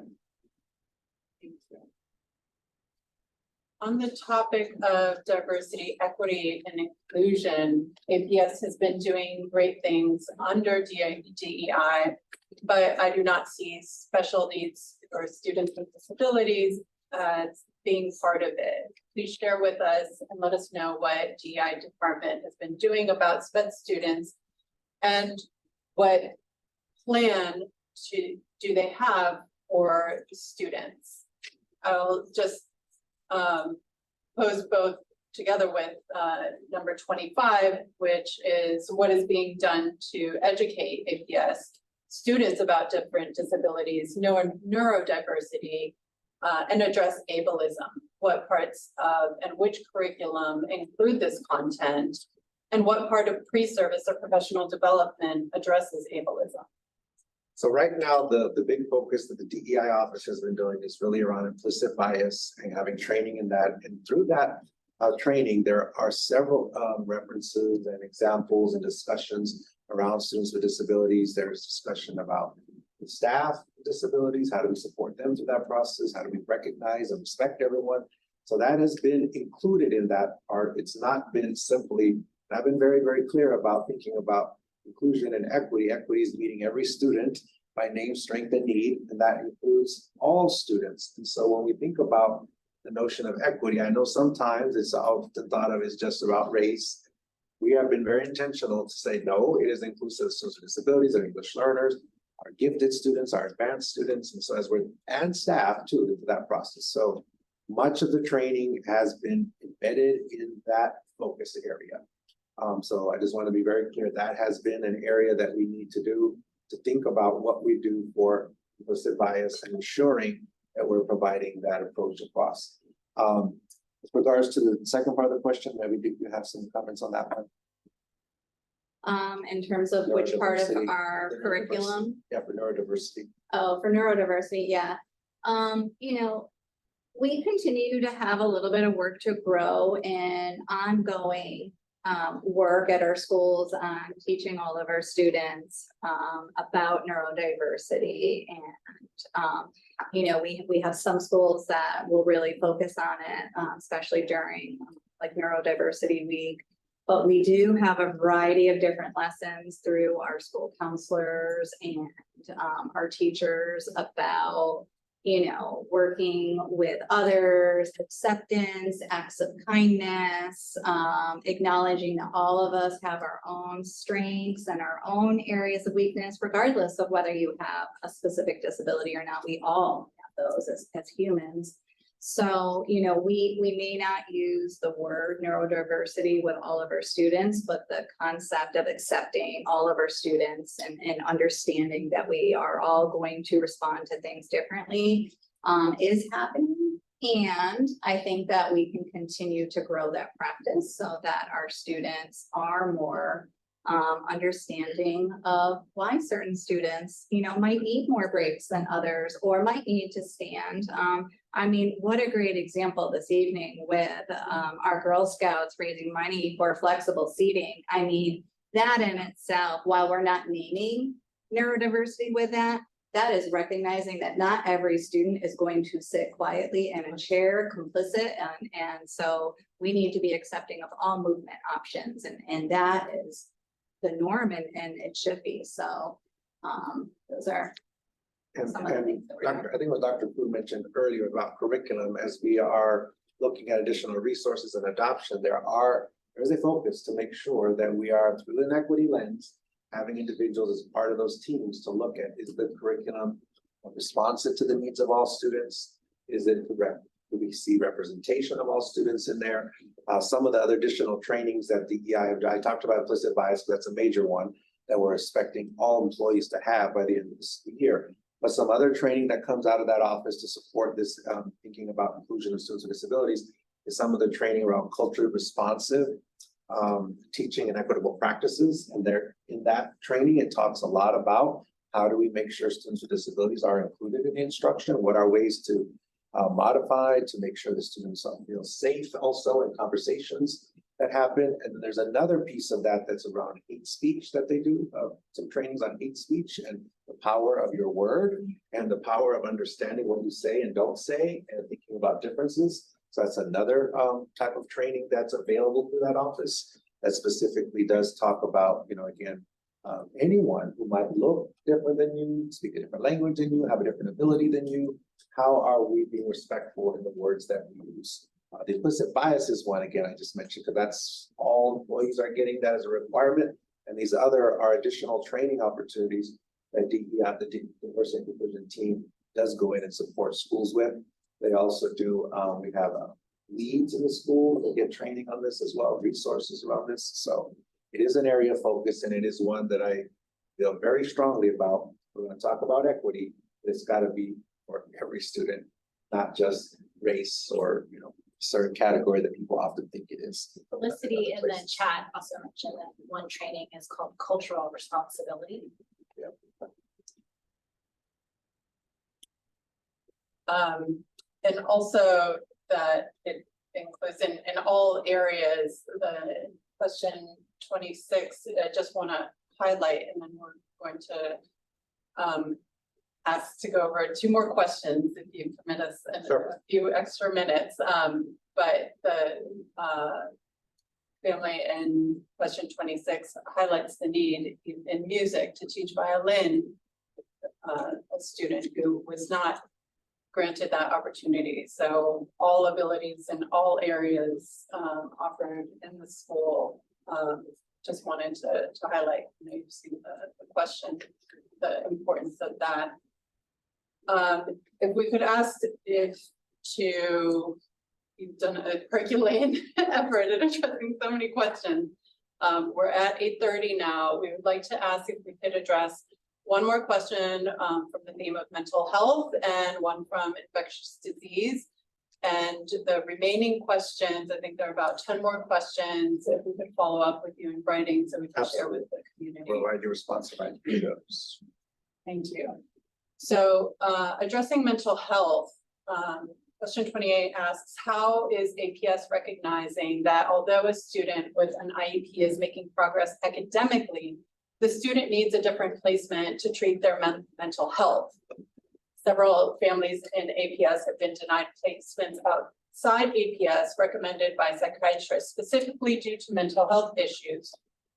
Special education leadership attends all IEP meetings for placement outside APS and has denied these placements because this is not a recommendation from the student's IEP team, thus not an educational placement.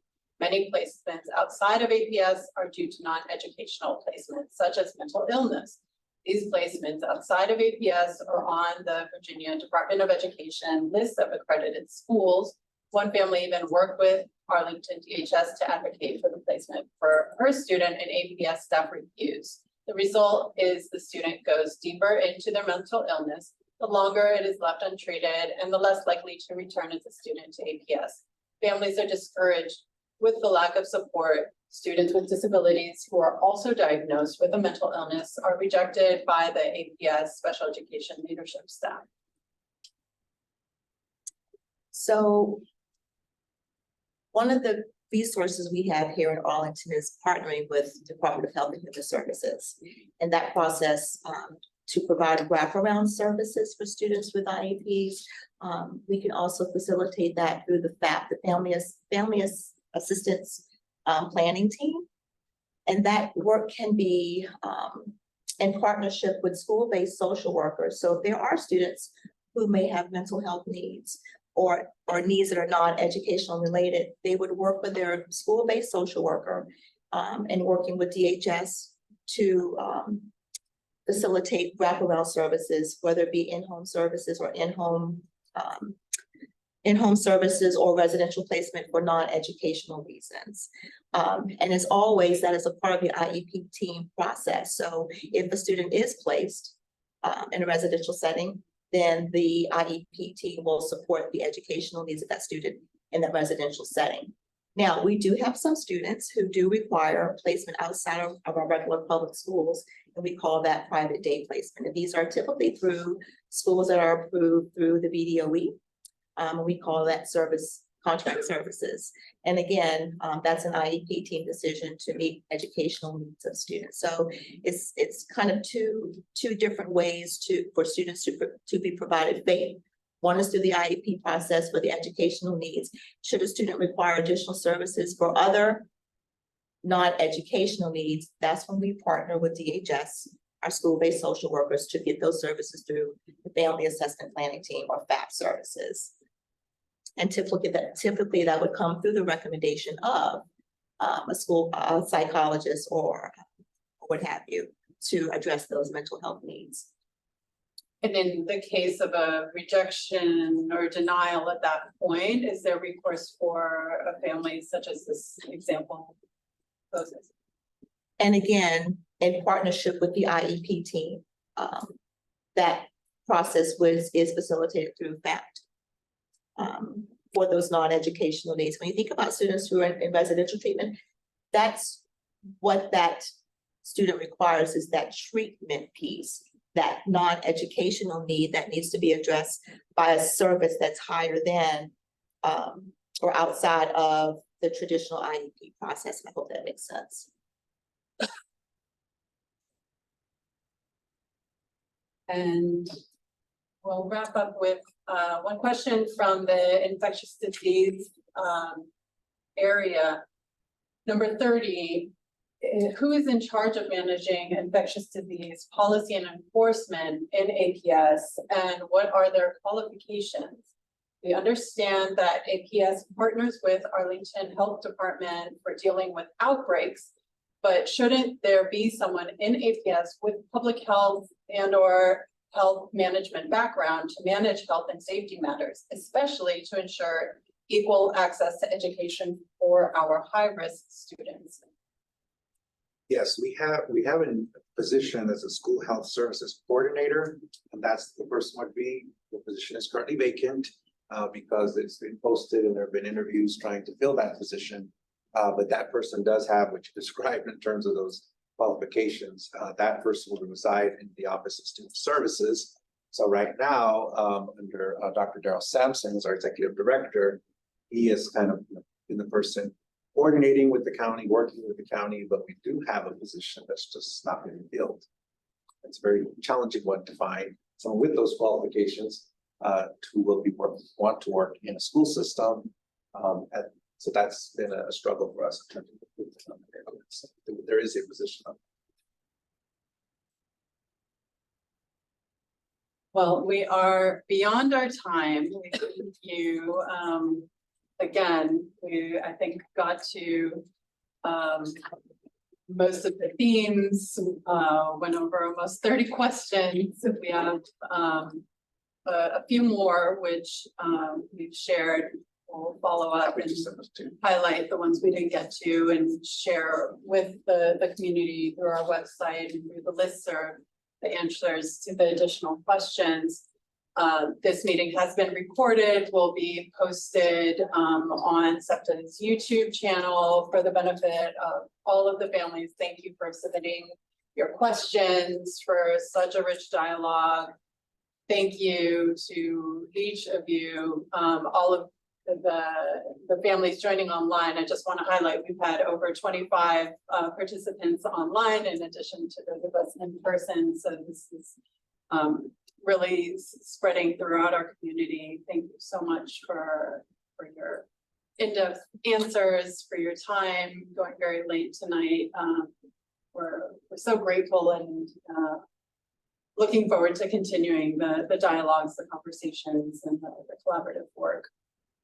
Thank you for hosting this and for your leadership. Thank you. Thanks for everyone in person being here too.